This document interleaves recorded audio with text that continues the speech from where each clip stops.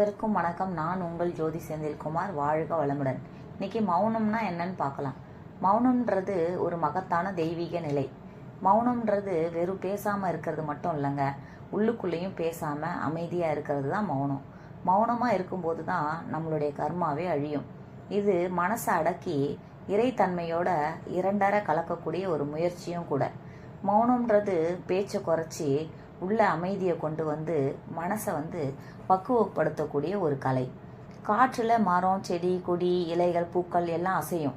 ஆனால் மலைகள் அசையறது கிடையாது.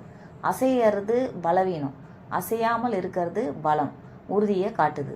அதுபோல் நம்முடைய மனம் அசையறது பலவீனம். மனம் அசையாமல் இருக்கும்போது தான் நமக்குள்ள ஒரு பலம் கூடும்.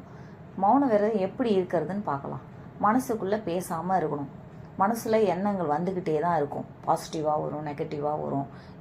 எந்த எண்ணங்கள் வந்தாலும் அமைதியாக அதை கவனிக்கணும். சும்மா பார்க்க கற்றுக்கொள்ளணும். எதுக்குமே நம்ம பதில் சொல்லக்கூடாது. எல்லாத்தையும் ஒரு படம் பார்க்கறது போல் சும்மா பார்த்துக்கிட்டு அமைதியாக இருக்கணும். எல்லா எண்ணங்களும் சும்மா ஒரு நிமிஷம் இருக்கும், அதுக்கு பிறகு காணாமல் போயிடும். திரும்பவும் வேறு ஒரு எண்ணம் வரும். அதுக்கெல்லாம் நம்ம பதில் கொடுக்கணும்னு அவசியம் இல்லை. இந்த மாதிரி எண்ணங்களை கவனிக்கும்போது நமக்கு எது தேவையோ அதை பற்றி மட்டும் நாம் எடுத்து சிந்திப்போம். தேவையில்லாத்துக்கெல்லாம் சிந்திக்க மாட்டோம். இந்த மாதிரி அமைதியாக இருந்து பழகும்போது தான் நமக்குள்ள ஒரு அமைதி வரும்.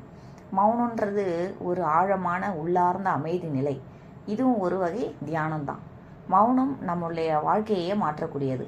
தினமும் ஒரு 1 hour உள்ளே பேசாமல் அமைதியாக இருந்து பழகும்போது மௌனம் நமக்கு கைகூடும். இந்த வீடியோ பிடிச்சிருந்தா மறக்காமல் சப்ஸ்கிரைப் பண்ணுங்கள். நன்றி. வாழ்க வளமுடன்.